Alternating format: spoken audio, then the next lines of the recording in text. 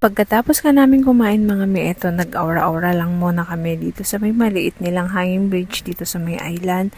Ayan, itong pinsan ko na taga-picture namin mga mi, aba, pinaplakad-lakad niya kami lahat dyan. Tapos, binibidyohan niya kami. Itong si ate, takot na takot niya dito sa kanilang hanging bridge mga mi. Halos hindi na nga siya makatayo dyan kasi kada tatayo nga siya, inaalog nga namin itong hanging bridge kaya talagang napapasigaw siya.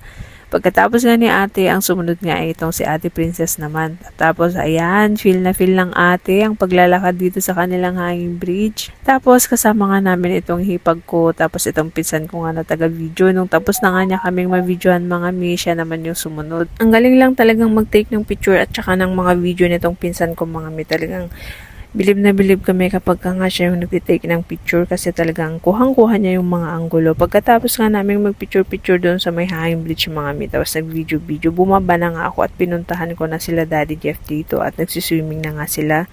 Itong si Amari mga mi, ayaw nga niyang maiwan dito sa may gitna, pero ito si Daddy Jeff mapang-asar, iniiwan niya nga. Pero alam niyo ba na napakagaling ang lumangoy nitong si Baby Amari mga mi, kahit nga iwan mo dyan sa gitna basta may life jacket. I mean, talagang kayang-kaya niyang gumilid mga mi at hindi ka talaga matatakot kasi alam mo yung parang napaka-expert ng batang to mga mi. Ayan, tignan niyo yung pag-video namin sa kanya.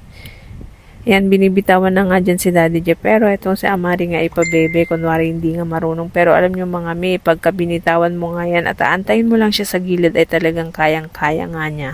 Mas matapang pa nga siya sa paglalangoy kaysa kay ate niya Zoe mga mi. Tapos itong mga iba niyang pinsan takot na takot nga. Pero itong si Amari mga mi, nako, halos ayaw nga niyang mahawakan kapag nga lumalangoy na siya. Tapos may mga turista din pala ditong mga Koreana at saka mga Koreano mga mi. Ang dami din nila. Tapos, may mga nakikita din kaming mga ibang foreigner. Grabe mga mi, yung mga mukha talaga ng mga Koreano, no? Sobrang kinis, tas ang puputi talaga nila. Alam mo yung parang wala silang mga pores mga mi. Ano kaya yung mga sikreto nila, no? Tas ayan mga mi, tignan nyo kung paano nga lumangayo itong si Baby Amari. Diyan nga ay binitawan na nga siya ni Daddy Jeff. Tas parang inaabangan lang niya kapag baka magkamali sa paglangoy mga mi, baka lumubog dyan. Pero hindi naman kasi meron nga yung life vest niya. Pero may silbi nga yung malaking paa nitong si Baby Amari mga mi kasi nakakalangoy nga siya ng maayos. Tas ayan, parang naalatan ata yung mata niya mga mi kaya parang sumisilip-silip na nga lang siya pero patuloy pa rin siya sa paglalangoy. Talaga naman natapakatapang ng batang to mga. Ayan, napagkukwento lang naman ako mga mi sa mga nangyayari dito. Tapos ito si ate Zoe, ayan, hindi nga mahuli-huli sa camera kasi mayat maya tumatakbo, mayat maya kung saan-saan pumupunta. Talaga namang nag-i-enjoy din itong batang to na akala mo hindi galing sa si ate princess naman ay kasama nga niya yung pamangkin ko. Hindi ko na alam kung saan sila nagpunta dyan pero siguro nagpipicture-picture lang sila dito sa may island. Ang ganda lang din talaga ng spot namin dito ngayon mga mi kasi ayan, may masisilungan kami kapag umulan. Ayan, nag-aura-aura naman itong pinsan ko na ang ganda-ganda ng pinsan ko talagang to mga mi. Sobrang ganda. Pero wag lang sanang makita ng tito na sinasabihan ko na ang ganda-ganda ng pinsan ko na to mga mi kasi kapag nakaharap si tito ay hindi siya pwedeng tawaging maganda. Kailangan siyang tawagin ang pogi-pogi kasi lalaki nga siya.